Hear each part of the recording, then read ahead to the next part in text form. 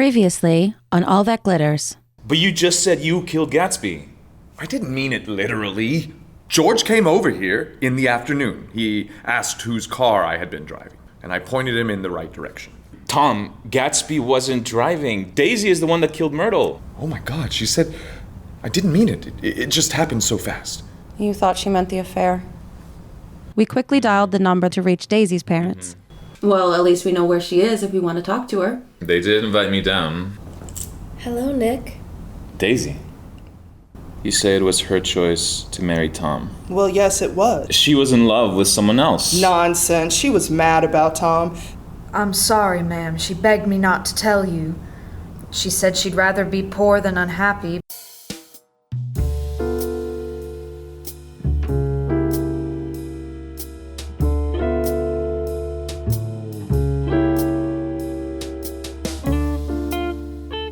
No one likes to be told they're wrong, but Clara Fay disliked this implication that she had missed something drastic in her daughter's life, much more than seemed appropriate. It felt like she was more upset at the fact she had missed 8 years of this scandalous piece of news, gossip to hoard, than she was upset about Daisy's experience. Thank you, Rosalind. That'll be enough. I trust that you'll keep this conversation between us. Yes, ma'am. Nicholas, how serious was this affair? Did Tom know about it? Yes. I can't imagine he was too pleased. From what we know, he's been having affairs since just weeks after he married Daisy. Why shouldn't she be happy? Do something for herself when he was throwing his indiscretions in her face constantly. Oh, darling, you're young, aren't you? Young enough to still think. Men will be men, won't they? That's just how they are, you know? They see something and they just have to have it. We just have to be stronger than they are. No excuses. We were just talking about you, sweetheart. All good things, I'm sure. Only ever. You remember Nicholas, Eliza's boy, and this is his girl, Miss Jones. Ah, Nick. Surprised to see you with a girl. I mean, we all thought. Bill. And I'm just saying I'm surprised. Pretty one too, ain't you? Thank you. Stop by for the weekend? Long way from, wherever you're from. Minnesota. Don't know why Eliza moved up there. What a terrible place. Couldn't stand all that snow. Only people looking for discomfort move to a place like that. The ice on the roads, hell, I'm surprised they even let you people drive up there. We do just fine. Well, if you ask me, they shouldn't let women be driving at all. Dangerous drivers. Roads unsafe enough as it is. Woman on the road is just making things worse. Voting, driving, what's next? Hopefully divorce. This world's going to hell quicker than a handbasket can carry. Let's save the end of the world talk for after dinner, shall we? If it lasts that long. Where's Daisy? Out for a drive. Well, there's one we definitely don't want out there. Can't keep her tears in her face, moping around the house. She'll need wipers just to see the road. Daisy is a competent driver, William. She'll be just fine. And she should be home any minute, so I'll beg you to keep your criticism to yourself. Well, I'm not waiting. She's late. She can catch up. I suppose it is getting rather late, and you must be so hungry from all of your travels. If you'd like to wash up, your rooms are right up the stairs. Take a right off the staircase, and they'll be the first and second doors on your left. Dinner was as uncomfortable as I was expecting after less than a 1-minute interaction with William Fay. Every answer was either a grunt or dismissive, and when Daisy did come back in, he barely even looked at her. Every question was directed towards Nick, grilling him about the things he was working on, doing, reading, and hunting. I had never seen Nick more uncomfortable than when William insisted they spend the next day outside together, but I was relieved that I might be able to have some time with Daisy. Everyone involved in this crime of Gatsby's murder seemed so pathetically oblivious to me. Tom of Daisy's involvement in killing Myrtle, Clara Fay of Daisy's own unhappiness and lost love, Detective Amory of everything. There's something oblivious in Nick, too. I can't put my finger on what exactly it is, but he's missing something. Maybe when I find out what it is he's missing, I'll be able to fill in some of the blanks haunting this case.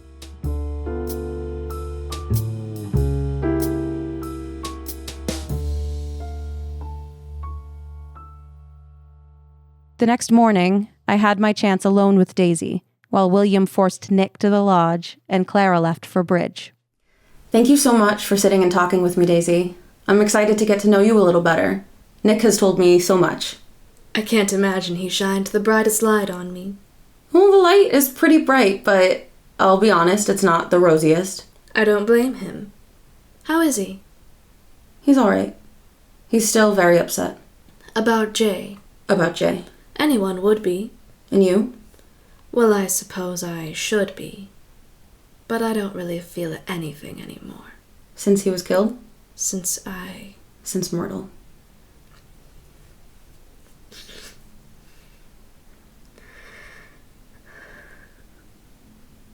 I was going to turn myself in, you know. Oh, I didn't know. That's why we left so quickly the morning Jay. That morning. I told Tom I was going to confess everything that had happened. Every detail. And he just shook his head and said that he'd take care of it. That he'd already taken care of so much. We spoke to Tom just a couple days ago. Oh? How was that? He told us he had no idea you were the one driving that night. He still thought Gatsby was the one who killed Myrtle. But I told him. I told him I was going to confess. But I suppose I never really said it, did I? I said I was going to tell the police everything. But he just grabbed my hand and said that he was taking care of it. Maybe he just thought you meant you were going to confess that it was Gatsby who killed Myrtle. He said the police wouldn't handle it the right way.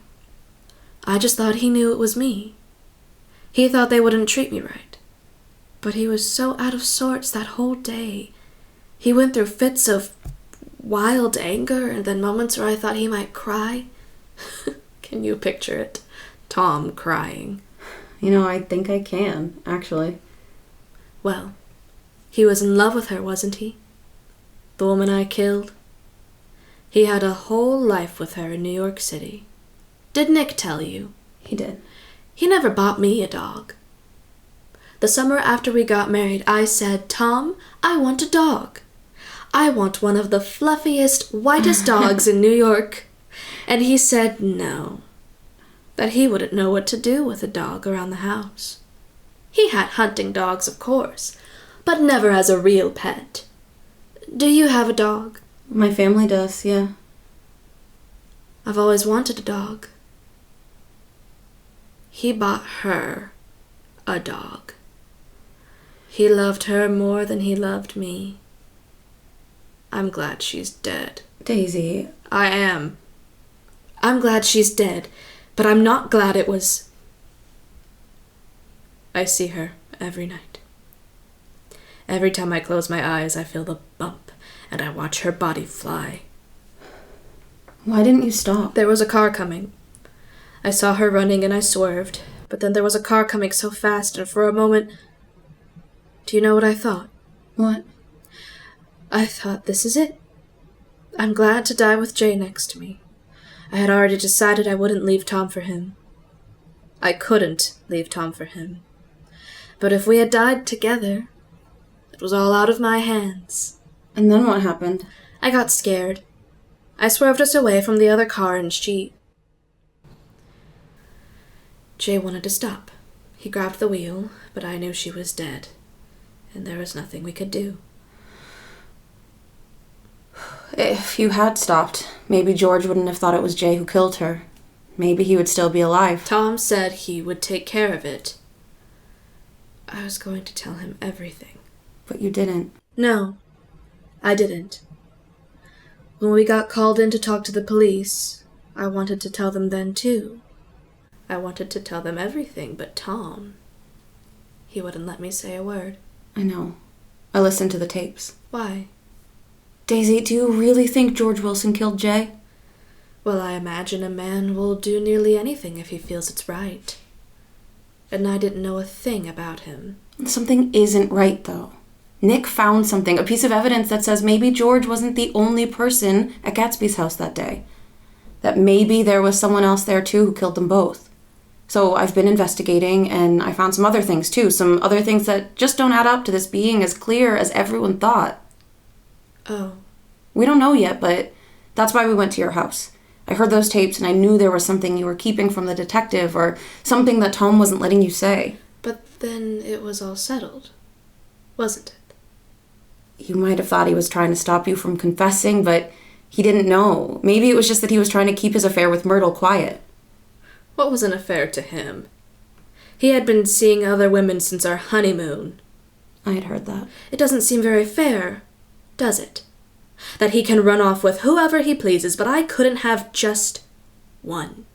Do you think he ever would have left you for any of those other women? I suppose that's the difference.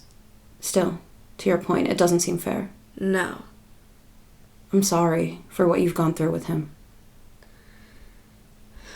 You know, when he told me what he did, pointing George to Jay about the affair and the accident, I told him I was leaving, and he laughed at me. He laughed at me. I walked away from him without saying another word and packed a bag the next morning. I haven't spoken to him since. Do you wish you had committed to leaving him before, with Jay?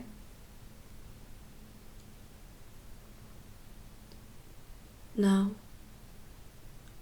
I don't know.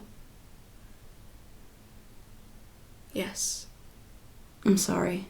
It's hard to find the strength sometimes. Yes. Quite. What do you think you'll do? Do you think you'll go back to Tom? I don't see how I can. What's the alternative, staying here? My mother won't let that happen for much longer. People ask questions, you know. If it were me, I'd say let them ask. And when they do, tell them that you refuse to live with someone unfaithful, that you want better for your daughter, and you want better for yourself. I think you'd inspire a lot of women with that, actually. Do you think that's safe? Inspiring women to leave situations where they're abused and insulted constantly, where they're not valued as people, but possessions? It's just how things are. Why does it have to be? Why can't we decide that enough is enough and we deserve more? I look at someone like Jordan. She goes after what she wants, and she'll raise hell if she doesn't get it. But where has that gotten her? I know barely a thing about Jordan Baker, but from what I do know, she seems pretty well off. She makes her own money. She doesn't let herself get tied to anyone who doesn't value her. She was quite upset after Nick. Broke her heart when he cast her aside. He didn't really, though, did he? They weren't suited for each other, and it sounds like she was the most upset that she wasn't the one to end things herself. She had moved on to another man that same day. But is she happy? Can a woman be happy without a family? Can a woman be anything without a family? I am. I just realized I don't know a thing about you. You're courting my cousin, and I don't know a single thing about your life. You must think me awfully selfish. I mean, if I'm being completely honest, what I know of you does sound quite selfish. But not for that reason. I think that you've lived a life of privilege. You don't face consequences the way a lot of other people do, and that has shielded you from being able to process emotions and your situation in a rational and objective way. Oh. But I don't think that makes you a bad person. I think that for all your privilege, you have also been a victim of your circumstances and conditioned to think that you have to sit back and accept this life of subservience to a man who hurts you physically and emotionally without repercussion. I think you have a lot to reckon with in your own guilt, but I also think you deserve a hell of a lot better than Tom Buchanan. Oh. As for me, I work at the Tribune in St. Paul. I research and write everything from political exposés to fluff pieces. Usually I have to publish under a man's name, but sometimes I get to under my own as well. For the pieces that aren't going to ruffle as many feathers, you know. I live in a little apartment on my own in the city. My parents live an hour's ride away, so I can visit them when I like, but I don't as much as I should. How long have you lived on your own? Going on 4 years now. It was scary at first. I get it. It's hard to step out and take your life into your own hands, but knowing my family had my back and I could always go home if I needed to made that jump a lot less scary. And how long have you known Nick? My whole life, really. We grew up neighbors. But I have to be honest with you about that too. We aren't really courting each other. Oh no. No, he came to me about Jay's murder and we've just been traveling together and investigating the case as friends. I see.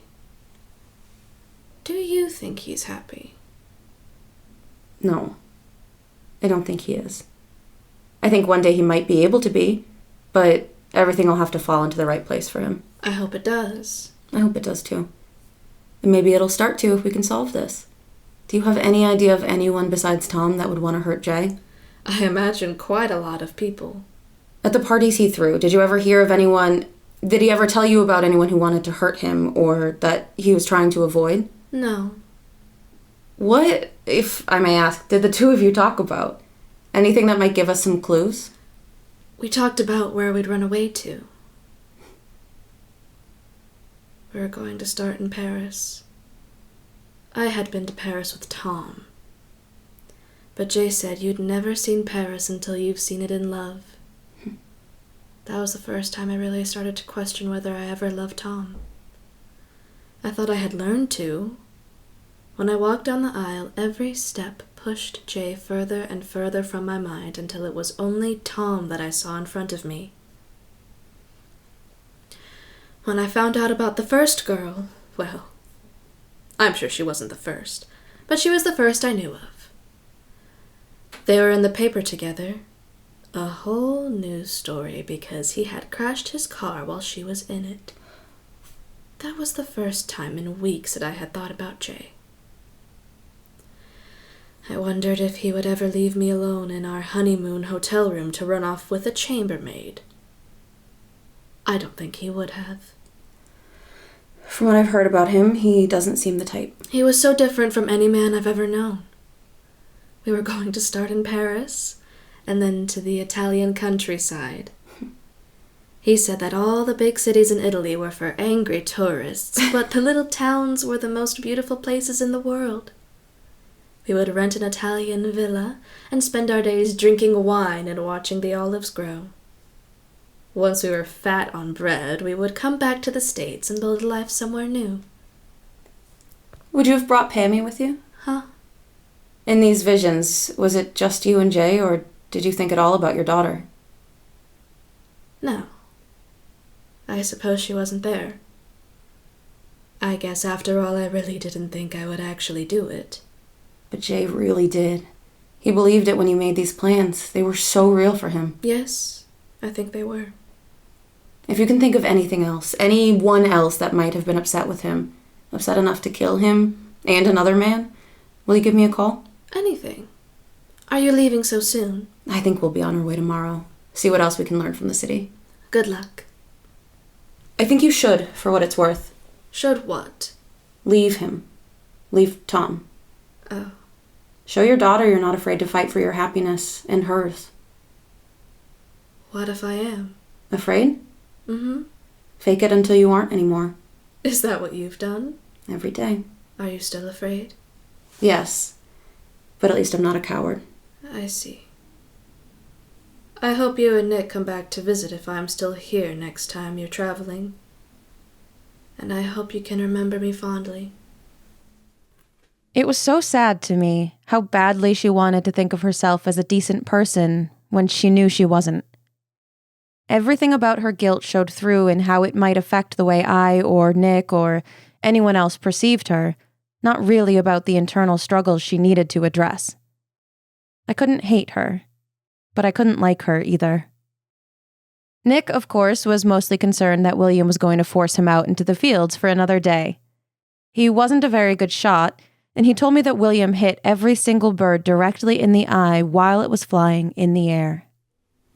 I would have been impressed, but it was clearly just a whole day set up to show me how much better he is at being a man than I am. I hate that it made you feel that way. Killing a bird doesn't make anyone better at anything but shooting. It does, though, to him and to everyone else. The way they went on about money and women and houses and all of the things he owns as if he's reading off a list of why he's better off than I'll ever be.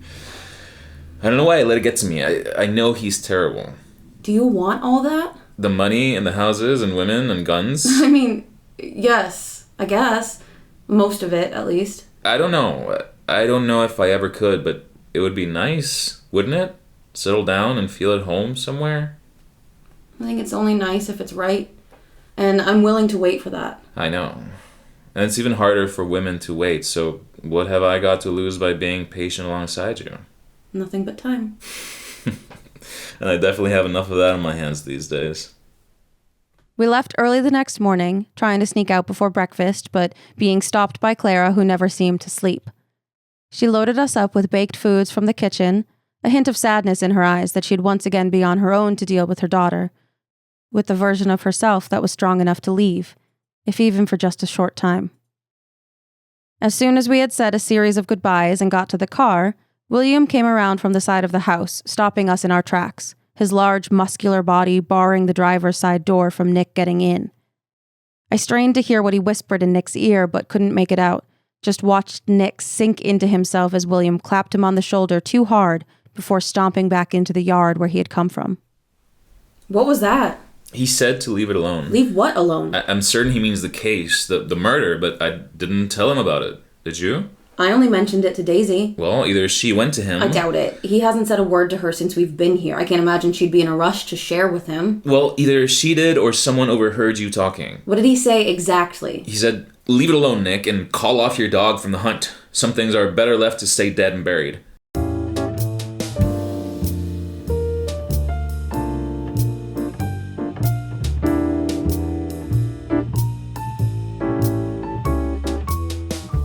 All That Glitters is written, produced, and edited by me, Steph Crugnola, inspired by The Great Gatsby by F. Scott Fitzgerald. This episode features Pablo Muñoz-Evers as Nick, Kaprecia Pridgen as Clara, Jack Baziuk as William, Savannah Martinez as Daisy, and Giulia Garbani as Rosalind. Music by Josh Kavanaugh.